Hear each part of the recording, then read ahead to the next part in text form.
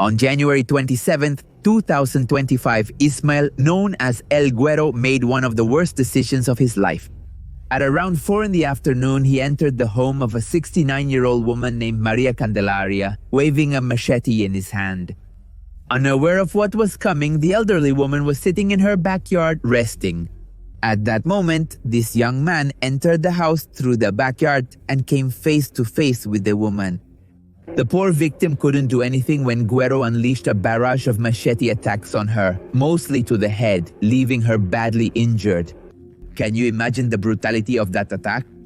Monday afternoon, armed with a stick, Alejandro, also known as El Güero, 21 years old, walked toward the house of María Candelaria, 69 years old, whom he attacked. Help, please. When they heard the commotion and the woman's screams, several neighbors went to the house and found their neighbor lying on the floor, covered in red. Just then, they spotted the young man fleeing the scene and vanishing down the street. However, he couldn't evade capture for long. He ran away and took refuge in a house. Quickly, the neighbors asked the community for help and took her to a nearby clinic. Hours later, Mrs. Candy, as she was affectionately called, passed away. As a result of this attack and filled with resentment, the townspeople began a desperate search through the streets of the town to find this man. With this criminal, and for a moment, they thought they had lost sight of him. But someone identified him as El Güero, whose address they knew, and they were not wrong. El Güero had hidden on the roof of his mother's house, waiting for things to calm down so he could make his escape. However, unfortunately for him, things would only calm down once El Güero was in their hands. And soon, these people, the townsfolk, showed up at the door of the house demanding that his mother hand him over or they would break into the home themselves. He was on the roof. I handed him over because the men said they had killed my son. If you don't hand over your son in 20 minutes, we're going to burn you with gasoline. With no way out, Güero came down from the roof intending to turn himself into the police and answer for his crime before the law. Far from the angry mob. First, he was handcuffed by the authorities and put into a patrol car to be taken to the municipal command, which he would never reach. The vehicle didn't even make it a block because the neighbors, armed with sticks, stones, and even machetes, surrounded it.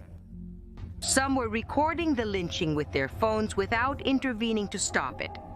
Using collective force and ignoring the authorities who tried to stop their desire for revenge, the neighbors pulled him out of the official vehicle and started raining blows on him right there with no way out. The young criminal, only 21 years old, was subjected to a brutal ordeal that ended in the worst way at the hands of nearly 100 people.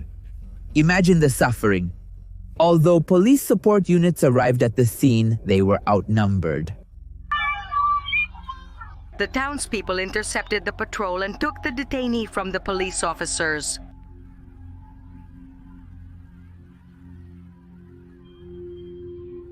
They beat a handcuffed man and set him on fire in front of dozens of people, including minors.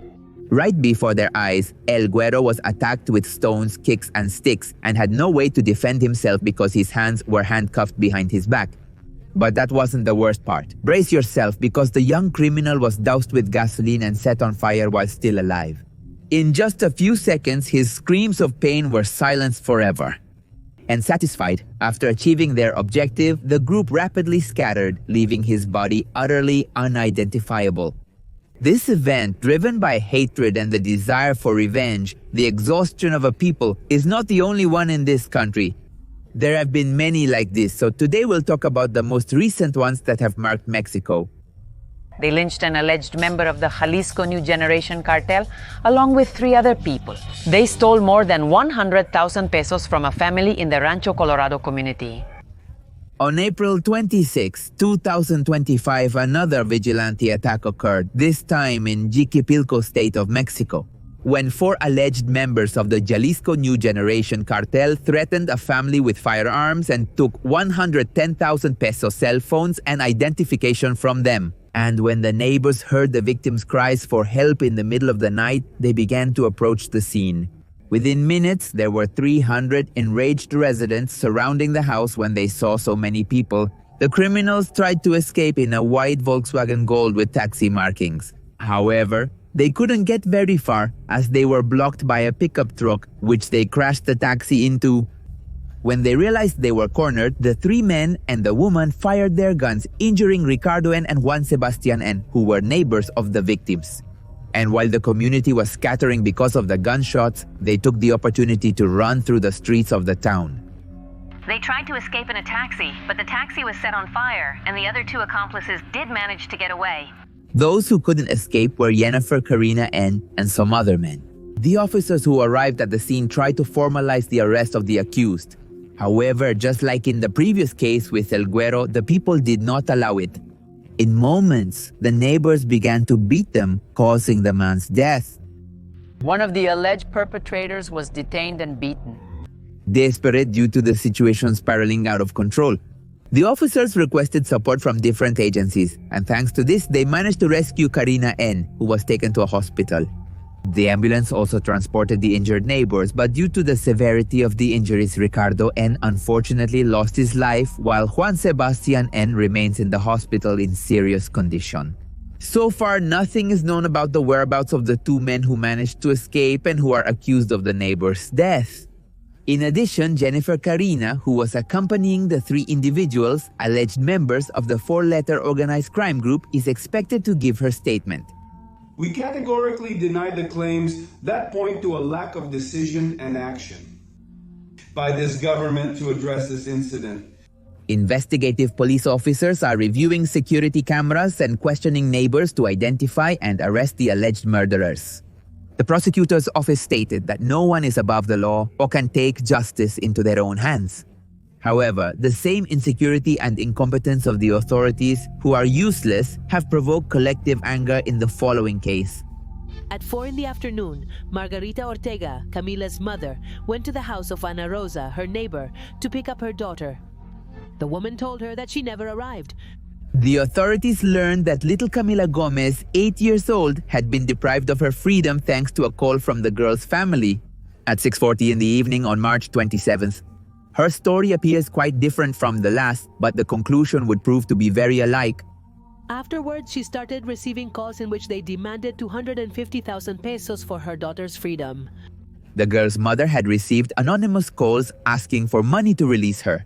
Minutes after the alert, the Municipal Public Security Department and the staff from Traffic and Civil Protection launched a search operation, with special attention on the taxi driven by the suspect, named Jose N. By 7:30 in the evening of the same day, Plateros Avenue had already been occupied by Camila's relatives who were protesting to demand her whereabouts. Immediately half an hour later, 2 municipal police patrol cars arrived at the scene to secure the perimeter.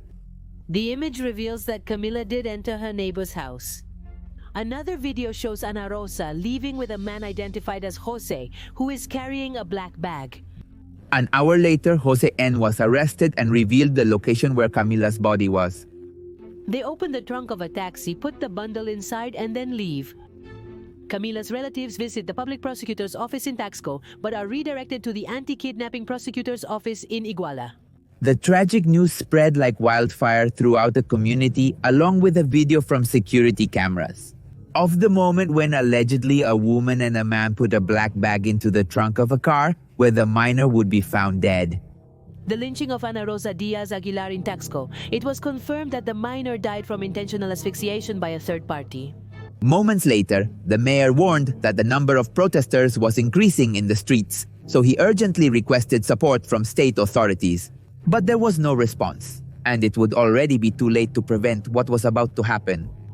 Meanwhile, President Lopez Obrador said that the members of the National Guard did not arrive to stop the lynching because everything happened suddenly. At 1 in the afternoon on Holy Thursday, a group of protesters entered the building where the alleged perpetrators of the deprivation of liberty and the death of Camila were being held. To no one's surprise, the Attorney General's office had not issued the arrest warrant for the alleged perpetrators, nor the search warrant for the house where they were barricaded. So tired of the incompetence and slowness of the authorities of being so useless. In short, the community itself decided to take charge of the arrest. The girl's fate unleashed anger in the city of Taxco. Dozens of residents blocked one of the main avenues of the city. And after the blockade, the locals went to the house where the woman was, along with 2 men, demanding that the police arrest them. They already knew what was coming for them, but the authorities arrived too late. Due to the lack of an arrest warrant, the locals took the woman and 2 other men out, one of whom would be in the images. The 3 were beaten with fists, feet, and sticks. The police couldn't even prevent the lynching because the enraged mob had doused them with gasoline. The community ended up taking the life of the suspect, while the 2 men managed to be taken to hospitals in Taxco. The woman who allegedly participated in the kidnapping and murder of Camila in Taxco, Guerrero, has died. This happened after the beating she reportedly received this afternoon from residents.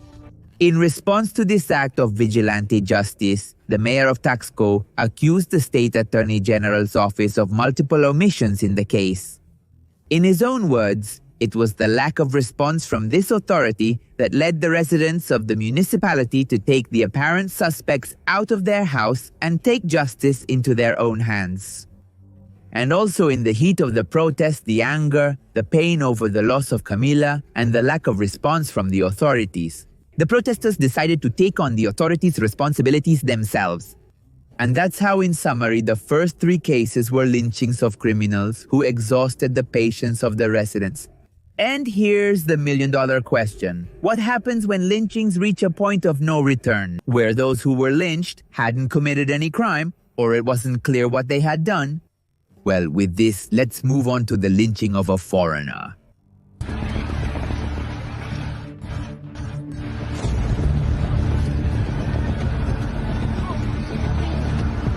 Alexander Van Asconrad was a 34-year-old Polish tourist who had arrived in Tijuana in the month of May, in Baja California, in Mexico as well. However, his vacation was about to end on May 8, 2025. Alexander was in the Granjas Familiares neighborhood when he approached a woman and her son in front of a school or a middle school. It is said that the foreigner's raised tone due to his language scared this vendor and she thought she was being insulted or threatened. The situation got worse when the child started crying, which caused the woman to ask other vendors for help. Upon hearing the woman's screams and the child's inconsolable crying, those present believed it was a case of deprivation of liberty. They quickly began to chase him, perhaps to hold him until the authorities arrived. However, they had other plans in mind. This violence occurs daily in our nation. When the situation became hostile, Alexander took shelter in a public transport truck. However, he didn't expect that the driver, identified as Jose Rene N., would attack him with a knife to force him off the vehicle. Meanwhile, another man attacked him with a fire extinguisher. The foreigner received about 6 stab wounds without fully understanding what was happening. He was brutally murdered in the Granjas Familiares Segundo neighborhood in Tijuana after being wrongly accused of being a kidnapper. Maria Elena Andrade Ramirez, head of the Baja California Justice Prosecutor's Office, stated the case remains under investigation. But so far, the evidence indicates that the Polish citizen was behaving erratically, so toxicology tests will be performed on his body. Apparently, several witnesses said that Van Asconrad had been the victim of a robbery and approached the woman to ask for help. However, he did not speak Spanish. Then he hugged the 5-year-old boy, took some glasses out of his backpack, and put them on, apparently trying to get closer and gain his trust. This made the mother fear that he would be kidnapped, and she screamed for help. The language barrier and his desperate attitude caused fear in the mother, who thought he was trying to kidnap the child. The misunderstanding quickly escalated. The prosecutor said the child's mother sought help from people nearby when she noticed this behavior. They chased the foreigner, and before he could get on the transport vehicle, they subdued him, beat him, and the driver of the vehicle took his life with a knife. According to the judge, it was decided to bring Jose Rene N., the driver of a staff transport vehicle, to trial. This is for the crime of aggravated homicide against the Polish citizen Alexander Van Asconrad. The murderer is already in custody, while the authorities continue investigating the possible involvement of more people in this crime. The Embassy of Poland has intervened in the case, but the question remains what really happened. Well, Andrade Ramirez stated that it was not an attempted kidnapping and there was not even an illegal deprivation of liberty. It seems that, at first glance, it was uncontrolled behavior by this person, which was misunderstood by the mother and then by everyone present. However, the surveillance cameras captured the Polish man with an apparently calm demeanor, asking the shopkeepers for help before being attacked. Justice, in the same way, must continue investigating to clarify what really happened. Is she your friend? What is she doing? She has marijuana, right? Unbelievable. We're just getting started. Cayetano San Juan was a 50-year-old clown well known among the community of comedians in the municipality of San Juan Bautista, Tuxtepec in Oaxaca. He also went by the name Clown Soldadin and had been dedicated to children's entertainment for many years. He performed at social events with his magic and comedy show, always accompanied by his children as collaborators who were learning the clown trade. Known as Clown Soldadin, he was lynched in Tuxtepec, Oaxaca. What happened? You see, he was accused of alleged sexual abuse. Cayetano was also a family man, husband, bricklaying teacher, and welder.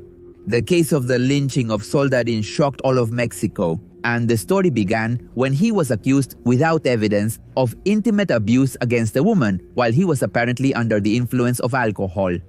Instead of reporting this alleged abuse to the authorities, the victim's relatives sought revenge and wanted to take justice into their own hands. And apparently, Soldadin's state of intoxication did not allow him to refute the accusations. And in the midst of the conflict, the victim's relatives began to attack him both verbally and physically.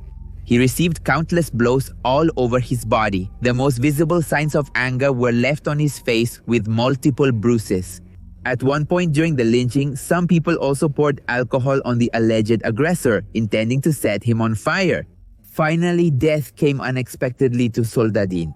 They beat him and made him suffer with fire, which caused burns on his back and shoulder. Amid this commotion, some police officers arrived at the scene, but the people threatened them and prevented the rescue. They called the police, they called the DIR ambulance, and I don't know why they didn't want to take him. They left him there. It was the people who ended up beating him to death. Meanwhile, Soldadin agonized for several hours in public until his sister came to his aid and took him to the regional hospital of Tuxtepec. However, at the hospital, they denied him medical assistance and he had to go home to try to recover. And after 10 hours of agony, he finally lost the battle, causing great sadness among those who knew him. They took the law into their own hands, and it was over a rape case. But in the end, it wasn't him, because the authorities said it wasn't him, that it was someone else. Now the case is in the hands of the Regional Deputy Prosecutor's Office of the Papalopan Basin, and progress is expected in the investigation. It is not known if the clown really committed the abuse against the alleged victim. However, they didn't even give him the chance to defend himself like in the case I'm going to tell you about now. Right now, that son of a bitch is going to see what's coming to him. The bastard is going to talk. Daniel Picasso Gonzalez, 31 years old, loved traveling and life. Through his social media, the young man documented that passion that drove him to visit places like Dubai, Greece, and Oaxaca. Mexico was the destination where he celebrated his 31st birthday on May 17, 2022. And by the way, it would be his last trip. Unfortunately, he encountered an angry crowd because of a rumor about child abduction. Besides being a passionate traveler, the young man had a bright future, which he began to build back in 2015. With his entry into the Senate of the Republic. In 2019, Daniel finished his master's degree in constitutional law at the Center for Political and Constitutional Studies in Spain.